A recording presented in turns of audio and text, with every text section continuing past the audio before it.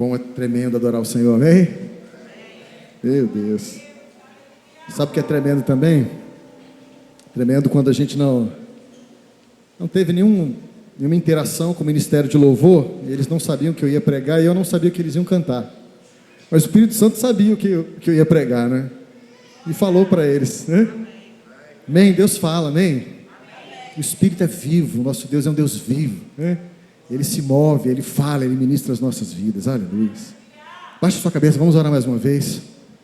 Pai, em nome de Jesus, o Senhor está aqui, Teu Espírito está aqui.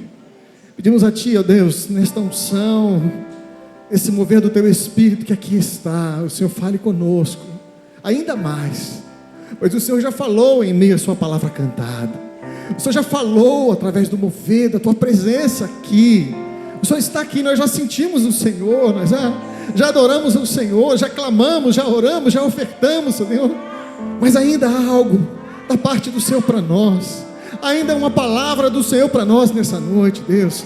Então, em nome de Jesus, fala o nosso coração pelo Teu Espírito, Senhor. Ao lermos a Tua palavra, Senhor, ao meditarmos nela, Senhor, ó Deus, e a aplicarmos a Tua palavra, nos ajude a vivê-la, Senhor, nos ajude a frutificar, Deus. Nós oramos assim, ó Deus, pedindo a capacitação para pregar, e pedindo aos meus irmãos a capacitação para ouvir e entender a Tua palavra. Oramos assim em nome de Jesus, amém, aleluia, aleluia. Que noite preciosa, amém, meus amados? Como tem sido nos meses de janeiro, nesses últimos anos, tem sido bom, tem sido muito precioso estar com os irmãos aqui, amém? E de maneira assim específica, a gente começa hoje uma nova série de mensagens, né? Deus sabe quando a gente vai terminar, se a gente vai terminar esse ano ou se a gente vai terminar ano que vem, né? Mas a gente vai começar, amém? E nessa noite, o tema que nós temos é vivendo de forma digna da vocação e eleição divina. Então, de fato, Deus nos chamou antes da fundação do mundo, e nós cantamos isso aqui, né? E Deus nos escolheu, Ele nos elegeu para uma missão, para uma vida, para um tipo de vida. E nós precisamos, de fato, viver de maneira digna dessa vocação. Mas sabe, a gente vai começar então, nessa noite, a estudar a segunda epístola, a segunda carta do apóstolo Pedro. Então abra aí a sua Bíblia aí, já procure aí na sua Bíblia, no seu celular, no seu tablet ou na sua Bíblia em papel. A segunda carta do apóstolo Pedro.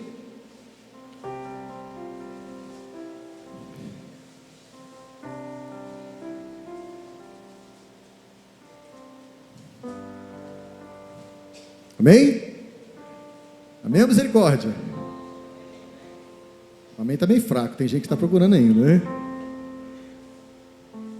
Então vamos lá. Sabe, essa segunda carta, o apóstolo escreve no final da vida dele, já sabendo da parte do Senhor que a sua partida estava próxima. Ele escreve lá no capítulo 1, versículo 14, ele escreve assim: certo de que estou prestes a deixar o meu tabernáculo.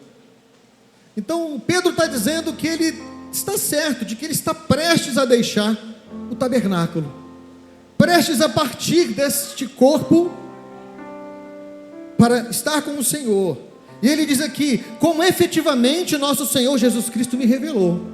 Então ele era um homem que andava muito próximo do Senhor, e Jesus já tinha falado com ele lá em João capítulo 21, o tipo de morte que ele teria no fim do ministério dele, que ele seria amarrado e levado pelos homens para um lugar que a princípio ele não queria ir, mas que ele iria glorificar a Deus com a sua vida e com a sua morte, sendo mártir. E sabe, nesta carta o apóstolo então ele chama os seus leitores à santidade, a uma vida digna, a uma vida perseverante e frutífera em meio à perseguição. Naquele tempo, o Império Romano, havia um imperador chamado Nero. Ele era um homem mau, ele era um homem louco, ele era um homem maluco e odiava os cristãos. Ele tacou fogo em Roma e culpou os cristãos, e ele estava perseguindo a igreja do Senhor. E Pedro nesta preocupação com a igreja, ele escreve um testamento. O que é um testamento? O testamento é um documento que é escrito com uma herança para aqueles que ficam, para aqueles que ele ama. Então, essa série de mensagens, ela tem um nome. É o testamento do apóstolo Pedro, a herança do apóstolo Pedro para nós. É isso que a gente vai meditar na carta, na segunda carta do apóstolo Pedro. Mas continuando, eu creio de fato que nesta carta o Senhor Jesus tem algo precioso para nós. Eu creio porque é a palavra de Deus, amém? Eu creio porque eu estava orando e pedindo uma direção a Deus. Senhor, o que pregar? O que trazer? O que começar a pregar? O que o Senhor tem para nós em 2022? E eu tenho uma convicção no meu coração. Eu tentei até, Deus, não, deixa eu pregar em outra coisa, né? Deixa eu escolher um tema livre, né? Mas não, o Senhor me conduziu a esta carta. E esta carta, ela tem uma mensagem para nós, sabe? Ela tem uma preparação. Eu creio que de fato é uma mensagem relevante e necessária para o nosso tempo.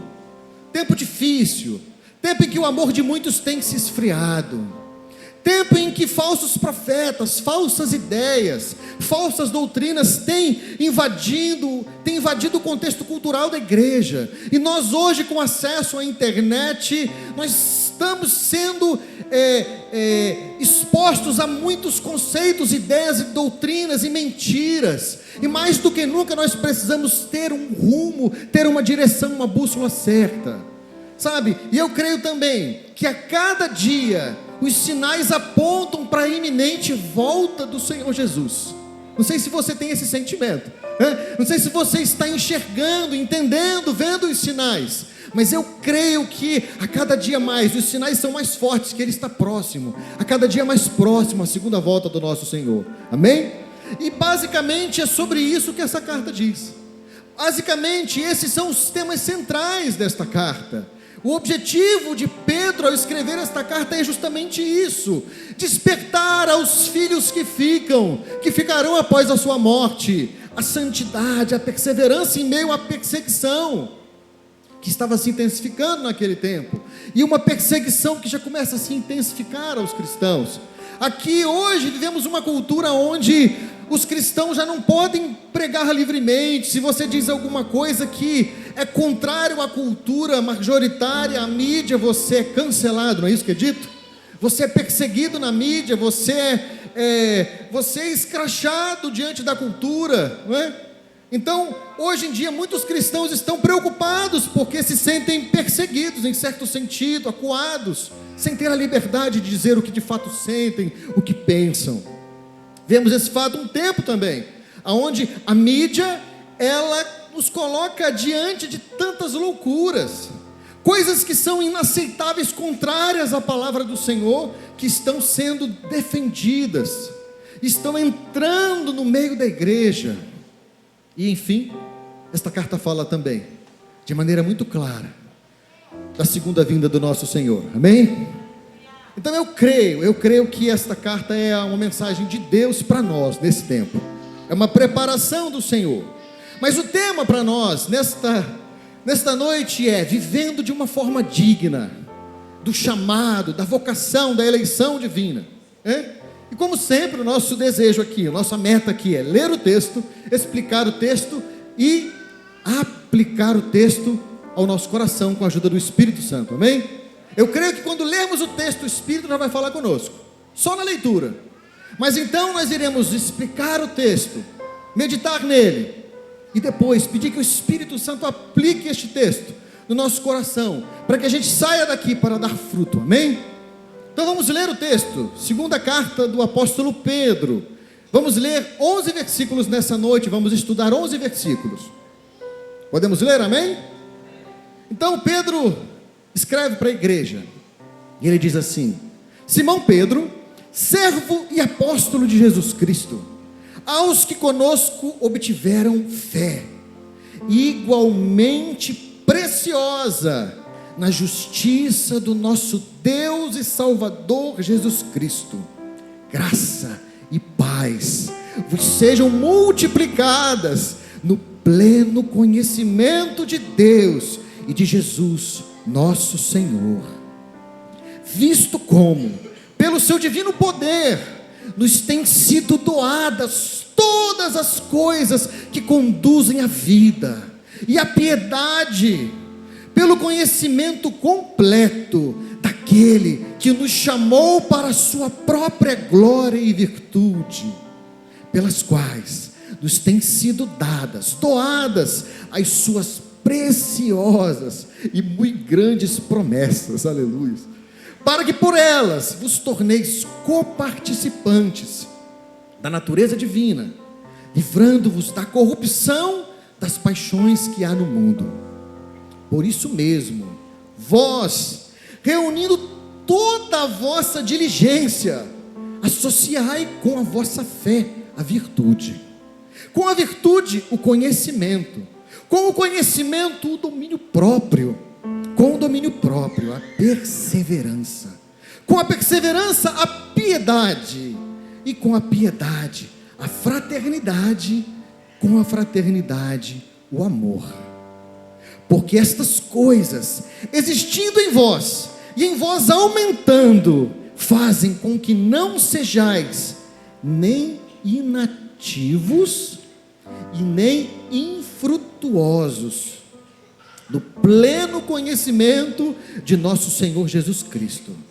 Pois aquele a quem estas coisas não estão presentes é cego, vendo só o que está perto, esquecido da purificação dos seus pecados de outrora.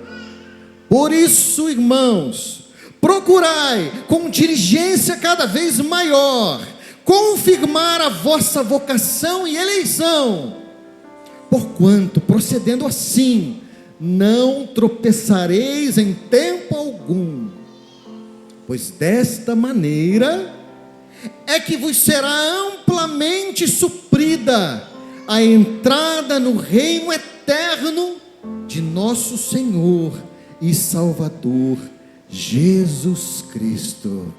Amém, aleluia, aleluia. Em primeiro lugar, eu gostaria de trazer para os irmãos,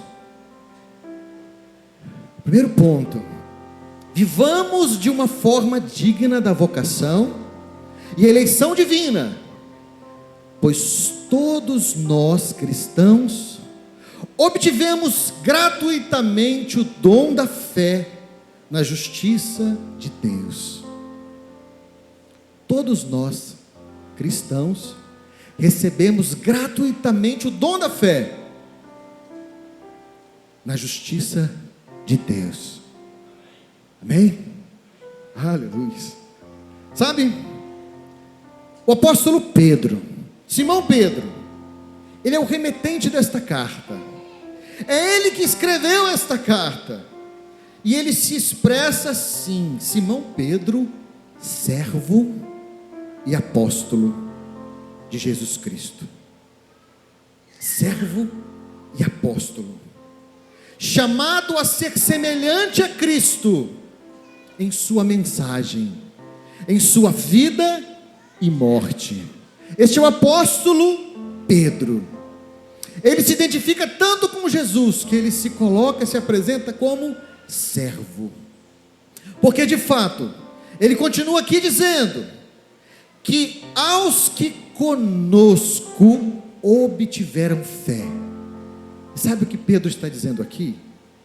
Ele está dizendo que ele está escrevendo essa carta a todos que receberam de graça o dom da fé como ele, mesmo sendo apóstolo, mesmo tendo andado com Cristo, mesmo tendo experimentado aquele momento no monte da transfiguração, mesmo tendo visto Cristo ressurreto. Ele está dizendo que a fé é um dom de Deus dado a todos nós. Sabe o que significa? Que no reino de Deus não existe castas.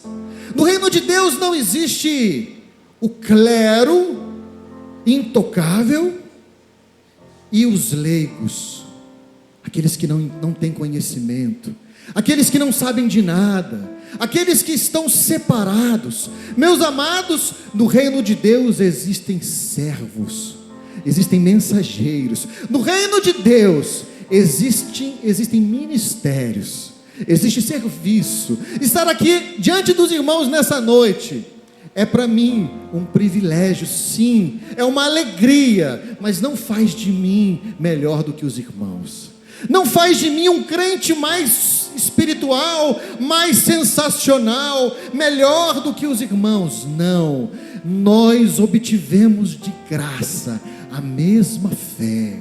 Isso é motivo de alegria, meus irmãos. Isso é motivo de alegria. E esse foi um dos temas da reforma protestante, sabe?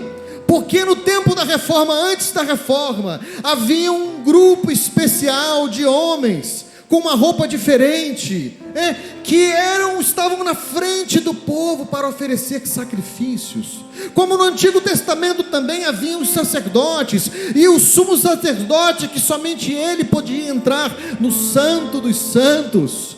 Mas em Cristo o véu é rasgado, e todos nós temos acesso ao mesmo Deus, aos mesmos dons, à mesma presença, à mesma vida, às mesmas promessas. Nós somos iguais, meus irmãos. Nós recebemos o mesmo dom da fé. E que fé é essa? É a fé na justiça de Deus. Mas pastor, o que é isso, pastor? O que é isso, pastor? A fé na obra de Jesus Cristo feita na cruz do Calvário. Ele que vai em meu lugar, Ele que morre em seu lugar, Ele que morre em nosso lugar na cruz. Aquilo que eu não poderia fazer, aquilo que é impossível para nós, é possível para Deus. Aquilo que é impossível para você, é possível para Deus, e Deus fez.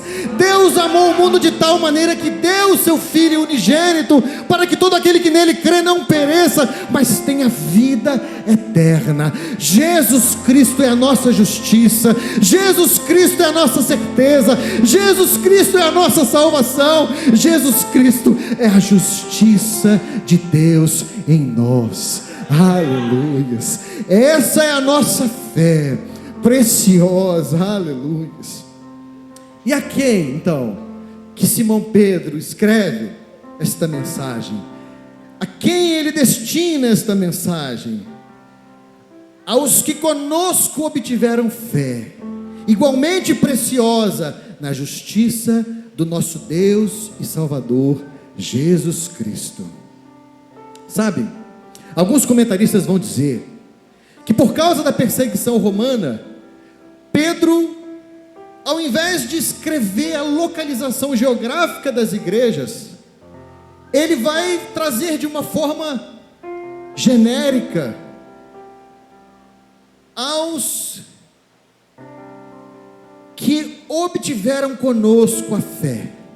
Ao invés de citar como na sua primeira carta ele começa assim: Pedro, apóstolo de Jesus Cristo, aos eleitos que são forasteiros da dispersão, e ele diz o lugar: Ponto, Galácia, Capadócia, Ásia e Bitínia.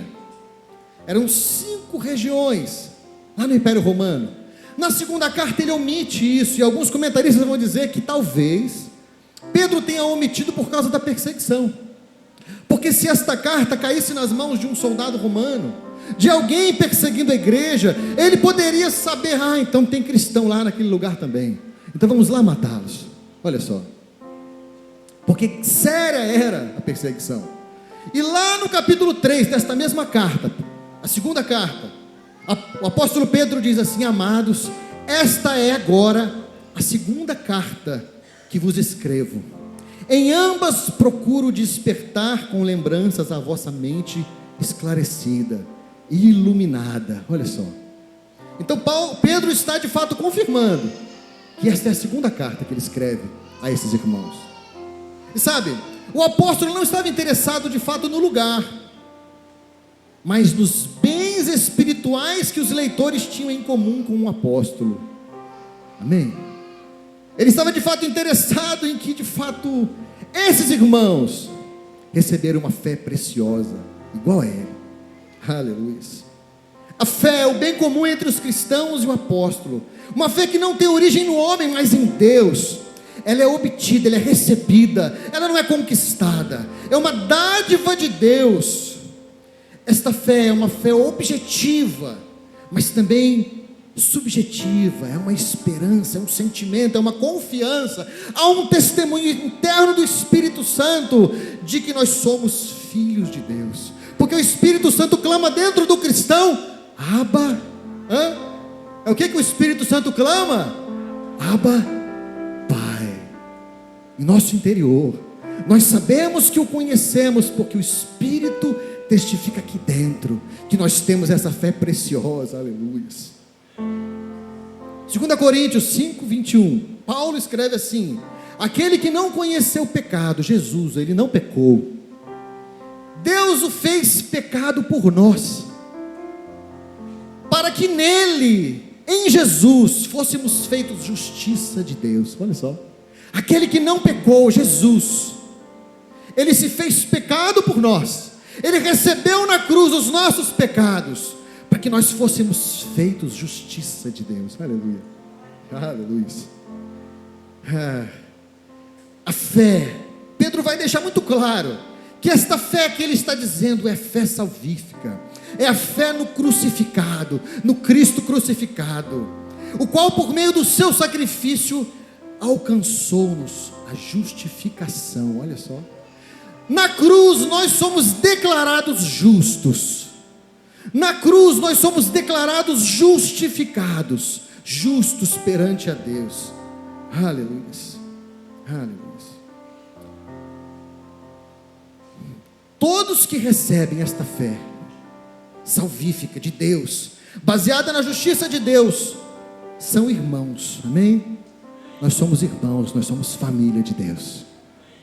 Aleluia. E sabem, não existe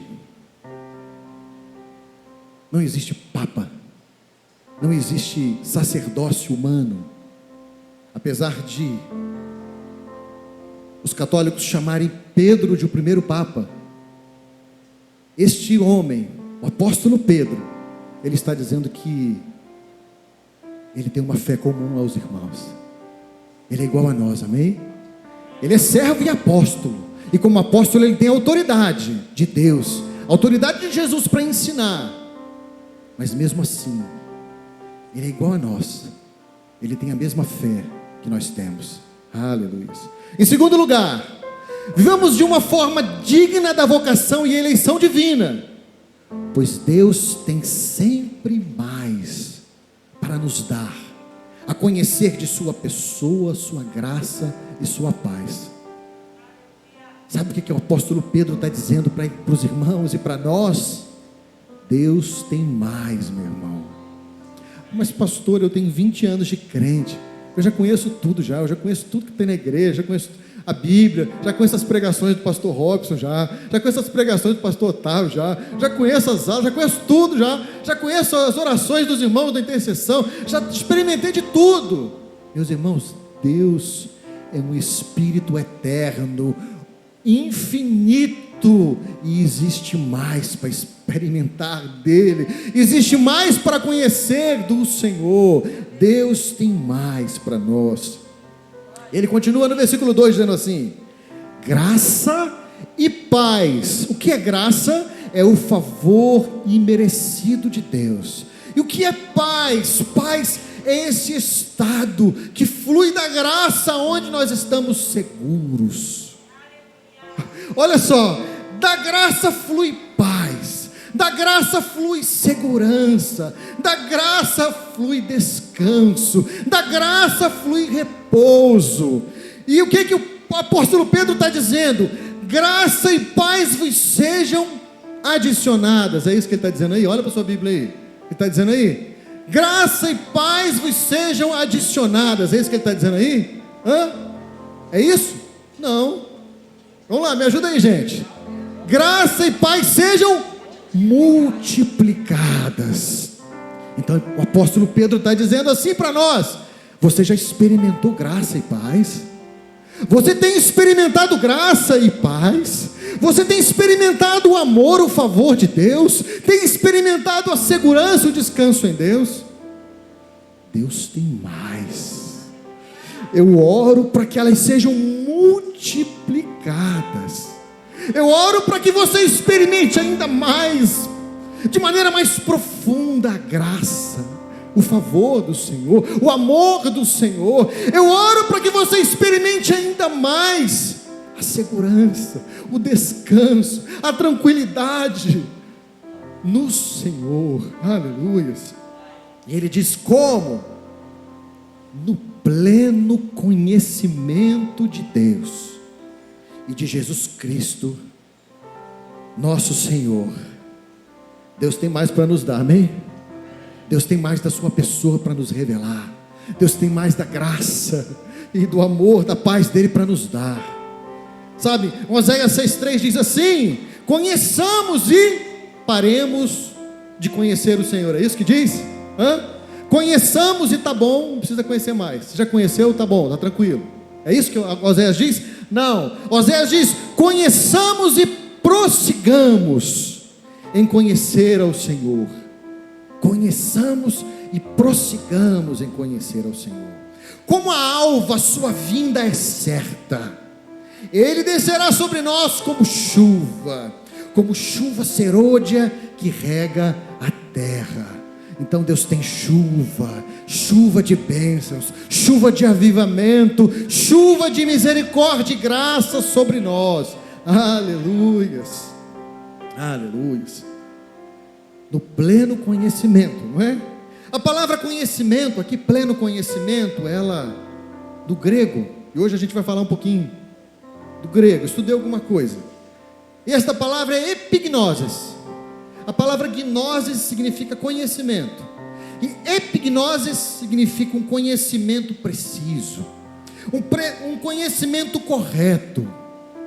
Então, que esta graça e paz sejam multiplicadas neste pleno conhecimento, neste conhecimento certo, preciso de Deus e do nosso Senhor Jesus Cristo. É conhecendo a Cristo e avançando nesse conhecimento que a graça e a paz nos são multiplicadas, e não dentro de uma heresia daquele tempo. E aí eu quero trazer algo para vocês, para os irmãos.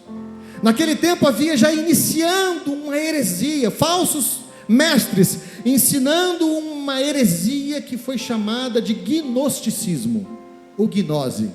Então o apóstolo Pedro, ele traz essa palavra epignosis justamente para fazer uma referência a esse falso ensino, a essa falsa doutrina. A gnose era um tipo de culto onde havia um conhecimento secreto, somente para iluminados, somente para iniciados. Era como se fosse um grupo secreto, e eles estavam penetrando dentro da igreja e ensinando isso. Olha, para você crescer, você tem que entrar no nosso grupinho aqui, você tem que praticar isso, esse conhecimento que nós temos. Isso começou a invadir a igreja cristã, e foi uma heresia combatida pelos primeiros 300 anos da igreja cristã. E o apóstolo Pedro, quando vai dizer desta fé comum que nós temos, quando ele vai dizer que não existe casta, não existe um grupo especial, dotado de um conhecimento secreto, é porque ele está de fato confrontando diretamente essa heresia, o gnosticismo. O gnosticismo devastou a igreja nos 3 primeiros séculos. Segundo eles, o único caminho para conhecer a verdade de Deus era através da intuição mística, que ia além das categorias da razão. O gnosticismo tentou amalgamar um cristianismo com uma filosofia grega e com uma mistura de um dualismo oriental. Hoje existe um culto chamado Nova Era. Os irmãos já viram falar Nova Era, né? Um movimento chamado Nova Era. E esse movimento tem sido o principal veículo para espalhar essas doutrinas do gnosticismo. Olha só.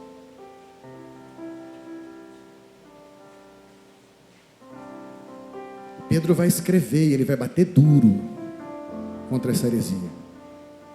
Se o Senhor nos permitir, se o Senhor não voltar antes, a gente vai no capítulo 2, a gente vai ver Pedro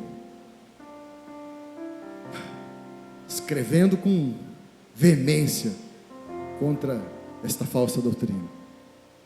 Mas continuando, seguindo a leitura, versículo 3 diz assim: visto como pelo seu divino poder nos têm sido doadas todas as coisas que conduzem à vida e à piedade, pelo conhecimento completo daquele que nos chamou para a sua própria glória e virtude. Em terceiro lugar, vivamos de forma digna da vocação e eleição divina, pois o Senhor já nos deu tudo que é necessário para vivermos piedosamente. O Senhor já nos deu a provisão para vivermos em santidade. É isso que o texto diz, ó. O Senhor já nos deu todas as coisas necessárias para uma vida piedosa. A gente não precisa buscar em falsas doutrinas, em falsas ideologias, no gnosticismo, na nova era, ou em outras seitas, algo a mais. Não. O Senhor já nos deu a provisão necessária para a gente viver de maneira piedosa, de maneira santa. Pelo poder divino nós temos acesso a todas as coisas que conduzem uma vida piedosa. Deus nos dá toda a capacitação para a gente viver uma vida santa. A mesma graça que nos salva, a mesma fé que é dom de Deus, esta mesma graça salvífica, ela também é capacitação para dizer não ao pecado. A graça de Deus é o fortalecimento de Deus para andarmos de pé, para ficarmos firmes na tribulação, na provação. Esta mesma graça salvífica é provisão para uma vida de santidade em Deus. É isso que Pedro está dizendo. A mesma graça que nos salva e justifica, nos capacita a sermos santos, dizendo não à carne, ao pecado, ao mundo e às propostas do diabo. Em Efésios 1, 3, o apóstolo Paulo diz assim: bendito Deus e Pai de nosso Senhor Jesus Cristo, que nos tem abençoado com toda sorte de bênçãos espirituais nas regiões celestiais em Cristo. Então o que Deus nos deu? Deus nos abençoou com toda sorte de bênçãos espirituais nas regiões celestiais em Cristo. Deus já nos deu a provisão, meus irmãos. Deus já liberou a provisão para a gente vencer os nossos medos. Nós cantamos aqui: eu não sou mais escravo do medo, eu sou filho de Deus. Deus já nos deu a provisão para andarmos em paz, lutando contra a ansiedade que tenta nos sufocar, lutando contra um ativismo que tenta nos paralisar. Deus nos deu todas as bênçãos, assim como nos escolheu nele, antes da fundação do mundo. Para que nós fomos escolhidos? Para que nós somos vocacionados, eleitos? Para sermos santos e irrepreensíveis perante a Ele, e em amor. Aleluia. Esse é o nosso chamado. É para isso que nós fomos chamados, fomos eleitos, fomos salvos, para sermos santos, separados, irrepreensíveis diante do Senhor, para sermos luzeiros neste mundo. Mas aqui então, se Deus já nos deu todas essas bênçãos, o que nós então precisamos fazer para ter uma vida piedosa? Qual é a nossa parte? Deus já fez a parte dele, amém? Deus nos deu todas as bênçãos celestiais que já estão nas regiões celestiais de Cristo Jesus, amém? Ele já nos deu a provisão, mas e a nossa parte? A nossa parte é buscar o conhecimento, pois essa busca é a chave para uma vida piedosa. Esse pleno conhecimento, esse epignosis, esse conhecimento certo que não é e não vem da gnose, não vem da heresia, não vem do mundo, não vem da carne, não vem do mundo, não vem das ideologias, não vem da política, não vem de filosofia, não vem de nenhum mestre, mas vem do conhecimento de Deus. Vem do conhecimento que é uma jornada, é uma caminhada de crescimento, é uma caminhada de relacionamento com Deus. Não é simplesmente obter informação sobre Deus, não é simplesmente decorar uma enciclopédia ou decorar livros de teologia. Esse conhecimento de Deus é um caminhar, é um experimentar, é um andar, é um ser tocado, é um ser respondido, é um ser amado por Deus, nas coisas mais simples, meus irmãos, nas coisas mais simples do dia a dia, sabe? Quando você sai de casa e você acorda assim: Senhor, vamos comigo para o trabalho, Deus. Senhor, vamos comigo ali, Deus, me dá uma direção, Senhor, me ajuda. Sabe, nas coisas mais simples. Eu não sei se você já teve a experiência de fazer uma oração simples assim e você ser surpreendido. É tão tremendo quando você, às vezes, no seu dia a dia, você fala com Deus e você vê Deus de maneira graciosa, tocando o seu coração, respondendo você. Amém?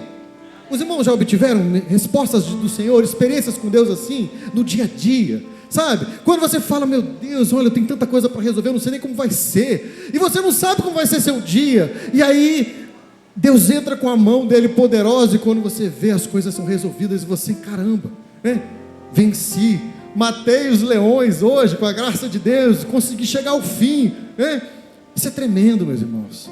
Esse é o conhecimento de Deus, é um caminhar, é uma jornada com Deus, é muito mais do que conhecimento sobre Deus. A gente precisa também de conhecimento sobre Deus, amém? No discipulado a gente começa a ler a palavra, a gente começa a estudar, a gente vem aqui para a casa do Senhor, e a gente vai lá e pega um livro que é indicado, e a gente precisa ler, estudar, amém? Mas o conhecimento de Deus que Paulo está dizendo é algo que vem de Deus, que vem de um relacionamento, de uma intimidade com Deus. Vem pela leitura da palavra, pela oração, a adoração, uma vida de constante arrependimento na presença de Deus. Vem de congregar e viver em comunhão com outros cristãos, onde nós somos edificados. Amém? A gente é edificado, a gente às vezes se arranha, a gente se discorda às vezes, Às vezes Deus trabalha também em nosso coração em meio a essas discordâncias, essas questões, a gente amadurece, a gente vê que tem áreas da nossa vida que precisam ser aparadas, não é assim? Deus faz isso conosco, no casamento, na família, no trabalho. Deus faz isso, porque nós estamos numa jornada de conhecimento de Deus, amém?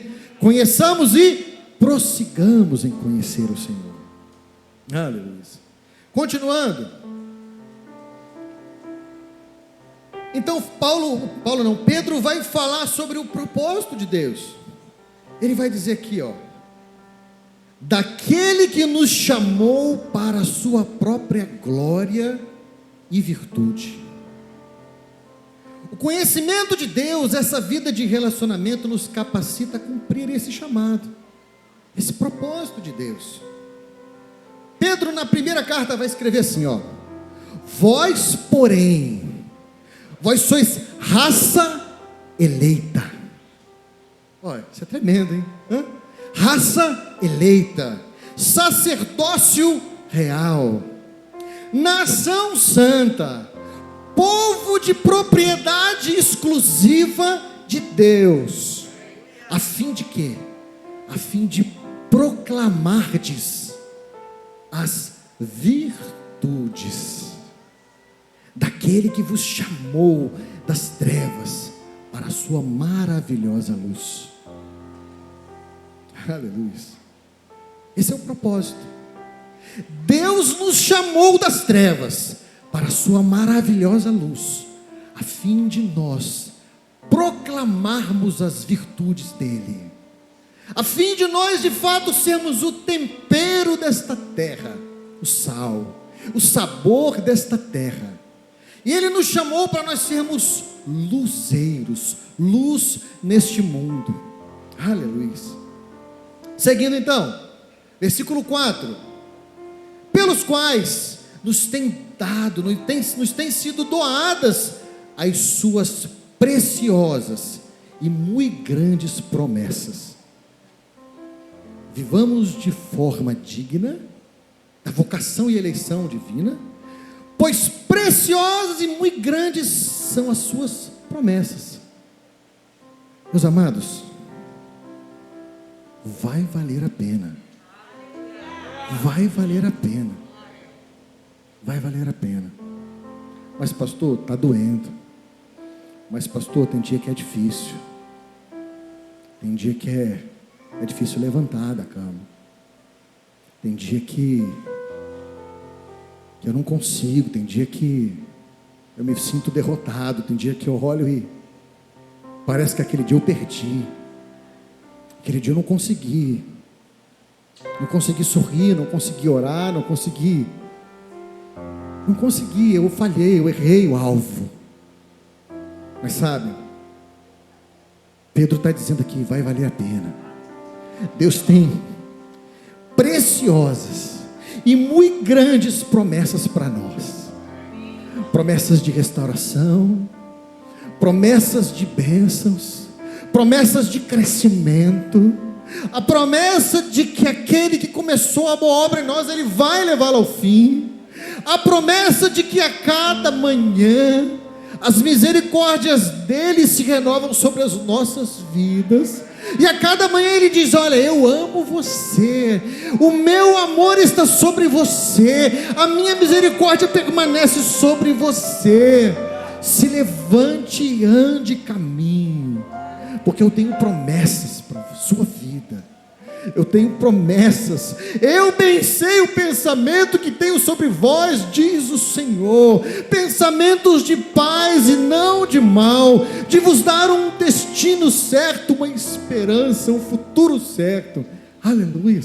Deus tem promessas para nós, meu irmão, e não é qualquer promessa não, são promessas preciosas, são promessas grandes. Aleluia. E nós somos alvo destas promessas de Deus, sabe? Além da capacitação, da provisão para a gente ser santo, Deus nos tem promessas para manter a gente olhando para o alvo, para manter a gente caminhando e avançando. Ele tem promessas. A palavra de Deus está repleta de preciosas e muito grandes promessas para todo aquele que tem fé, para todo aquele que recebeu a fé, aqueles que são chamados para este propósito de glorificar a Deus e de expressar a excelência moral de Deus, as virtudes de Deus, a santidade de Deus. E o texto diz aqui que nós somos coparticipantes, olha, pois por elas vos torneis coparticipantes da natureza divina. A palavra aqui é uma palavra parecida com uma palavra que a gente conhece. A gente conhece a palavra grega koinonia, não é? Para comunhão, a gente não conhece essa palavra? A palavra que coparticipante é koinonos. Então significa que de fato nós estamos associados, unidos. De fato, o próprio Deus habita em nós, na presença, na pessoa do Espírito Santo. Deus de fato nos deu um novo coração, nos deu uma nova vida, o nosso espírito foi ressuscitado, e agora nós somos coparticipantes desta natureza.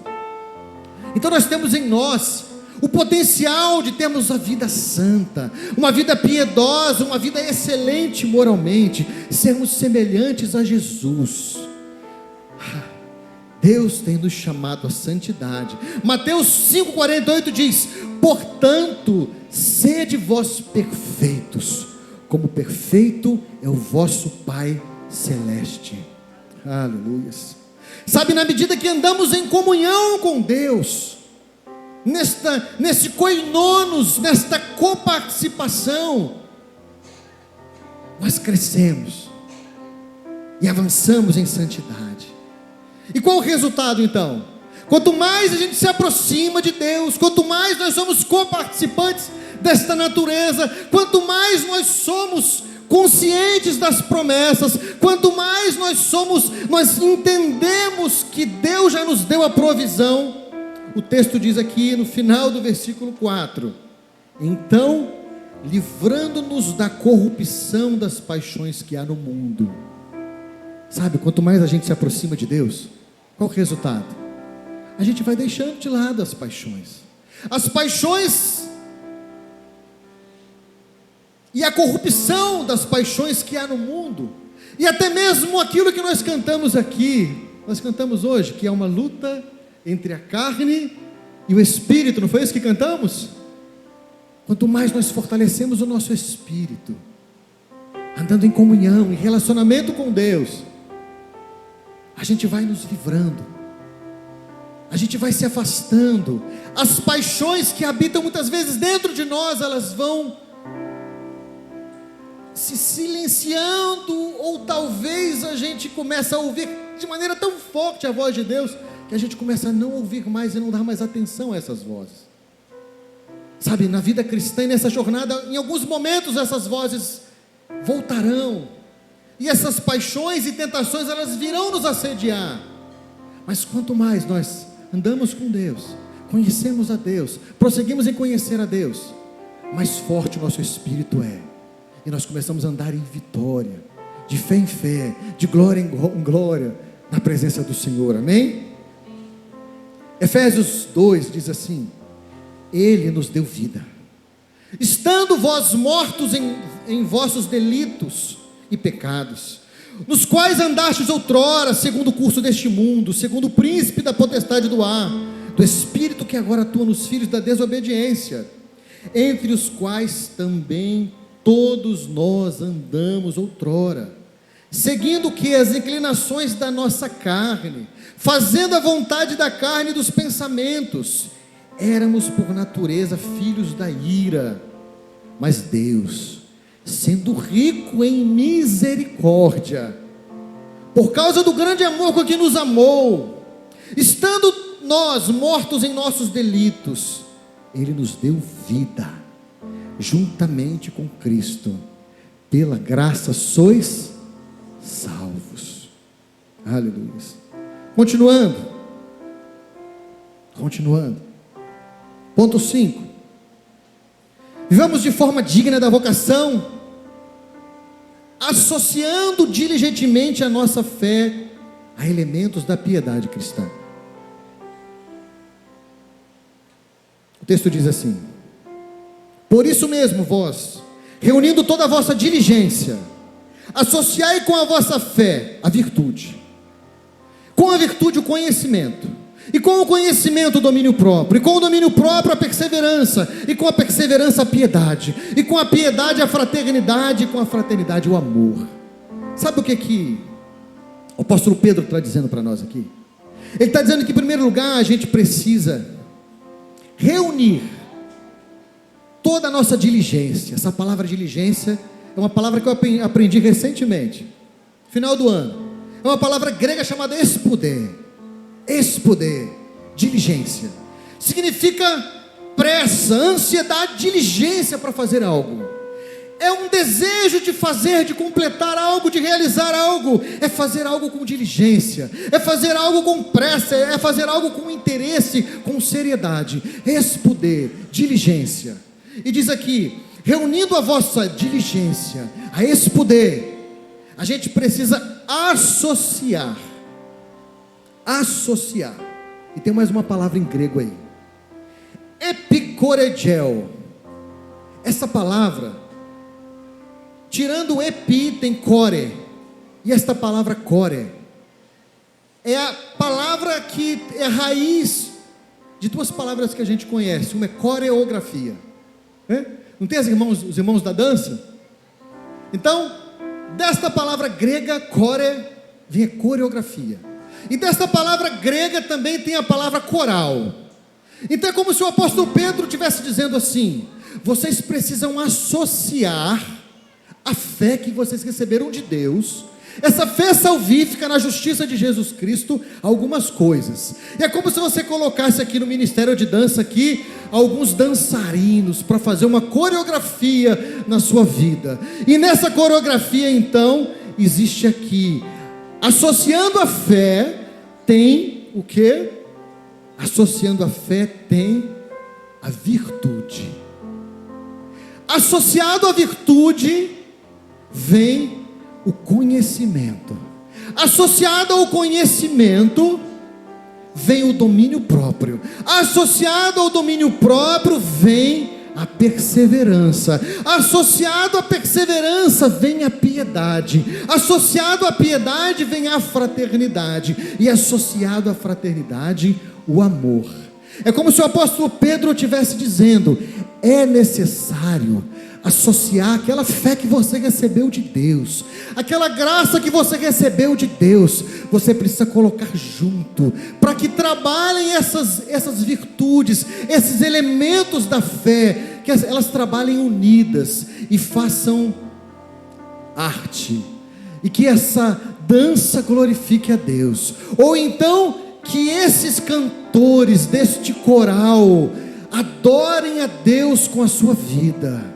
Então é isso que o apóstolo Pedro está dizendo: olha, pega esta fé, que é dom de Deus que você recebeu, sabe, e trabalha com diligência, associa esta fé à virtude, conhecimento, estudo, o relacionamento com Deus, o domínio próprio, a perseverança, a piedade, a fraternidade e o amor. Olha só, tremendo, não é? Tremendo o que o apóstolo está nos dizendo. E avançando, aleluia, aleluia. Em sexto lugar, estamos já partindo para o final. Vivamos de forma digna da vocação e eleição divina, sendo ativos e frutíferos na obra de Deus. Olha só, o apóstolo Pedro vai dizer uma coisa interessante. Olha o texto aqui: porque estas coisas existindo em vós, o que ele está dizendo? Se existir em vocês fraternidade, associada ao amor, associada à piedade, associada à fé, se de fato existir este coral na sua vida, olha só, por estas coisas existindo em vós, porque estas coisas existindo em vós e em vós aumentando, fazem com que não sejais inativos e infrutuosos no pleno conhecimento de nosso Senhor Jesus Cristo.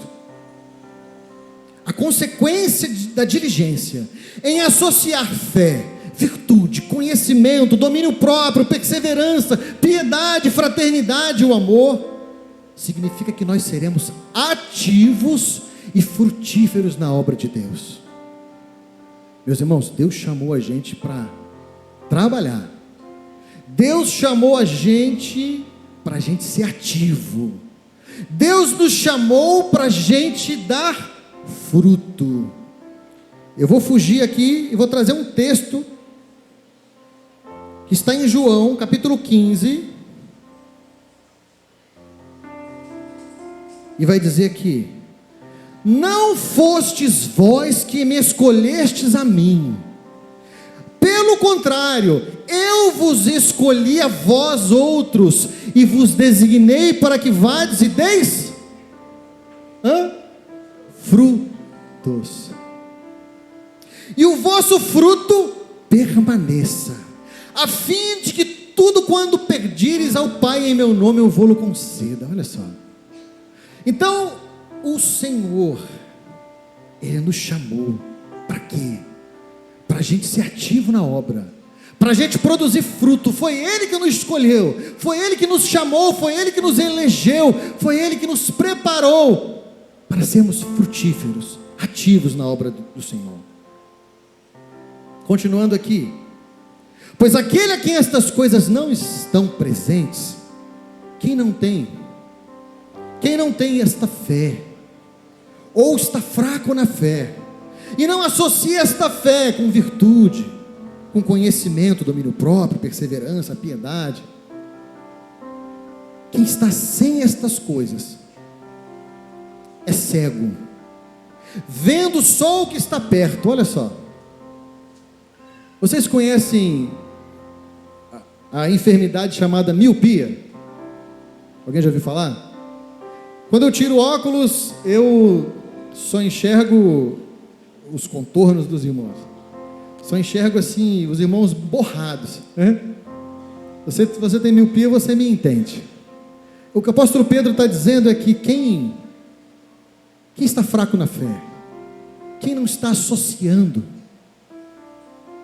não está gerando esse coral, ele é míope. A palavra aqui é miopazo, ou muopazo, míope.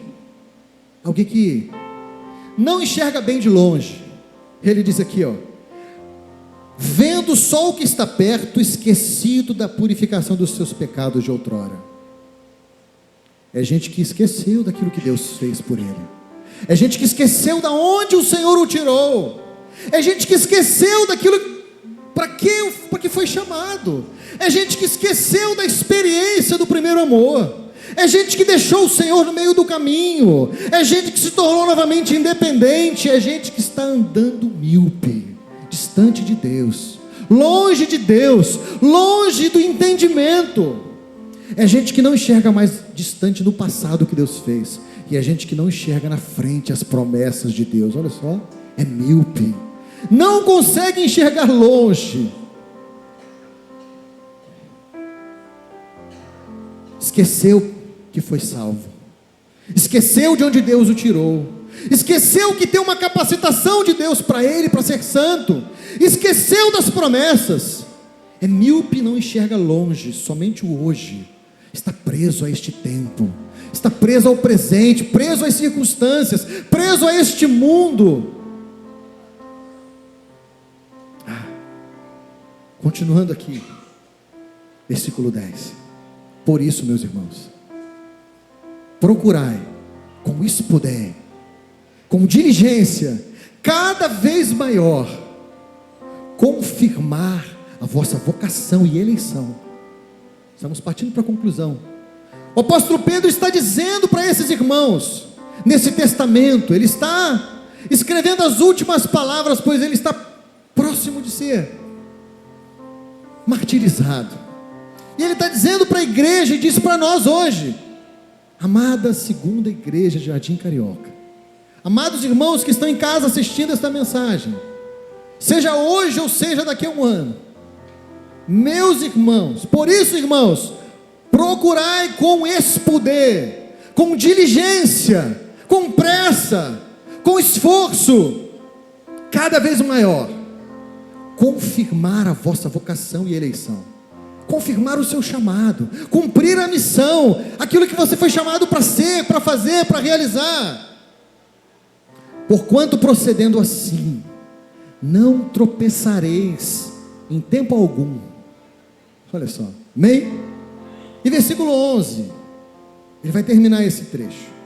Pois é desta maneira é que vos será amplamente suprida a entrada no reino eterno de nosso Senhor Jesus Cristo.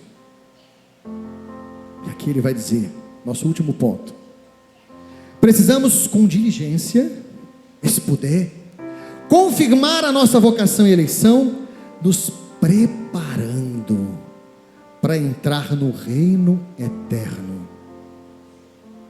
de nosso Senhor e Salvador Jesus Cristo. O Senhor está nos chamando para a gente, para curar a nossa miopia, amém? Ele está nos chamando para olharmos lá na frente, longe, talvez não tão longe assim, mas o reino eterno de Deus está próximo, a cada dia mais próximo. Quem está escrevendo isso? O apóstolo Pedro. Ele está próximo de ser martirizado, ele está enxergando logo ali esta entrada no reino eterno. Mas nós estamos aqui, estamos vivos, amém? Vivos neste tabernáculo. O Senhor tem nos dado vida, Ele tem nos dado vida espiritual também, vida com Ele, e tem nos dado uma missão, tem nos dado um chamado, mas nós não sabemos que dia e hora que Ele volta, e a gente precisa estar preparado para entrarmos no reino eterno do Senhor. Aleluia. Esse trecho da palavra do Senhor nos fala de justificação, justificados, declarados justos pela fé. Nos fala de santificação, que esta jornada nesta terra, que esta caminhada cristã neste tabernáculo, neste corpo, e aponta para a glorificação, que é quando entraremos no reino eterno do Senhor. Amém? Aleluia. Nós somos justificados no passado, nós confirmamos a justificação no presente, sendo santos, e esperamos a glorificação futura. Aleluia. Se coloque de pé para a gente orar.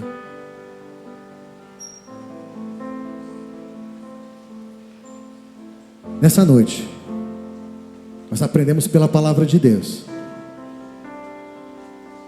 que nós devemos viver de uma maneira digna, pois todos nós obtivemos gratuitamente de Deus o dom da fé na justiça de Deus. Nós devemos viver de maneira digna, pois Deus tem sempre mais para nos dar a conhecer da sua pessoa, da sua graça e da sua paz. Nós devemos viver de maneira digna, pois o Senhor já nos deu toda a provisão para vivermos santidade. Devemos viver de maneira digna, pois preciosas e muito grandes são as promessas que Ele tem para nós. Vai valer a pena.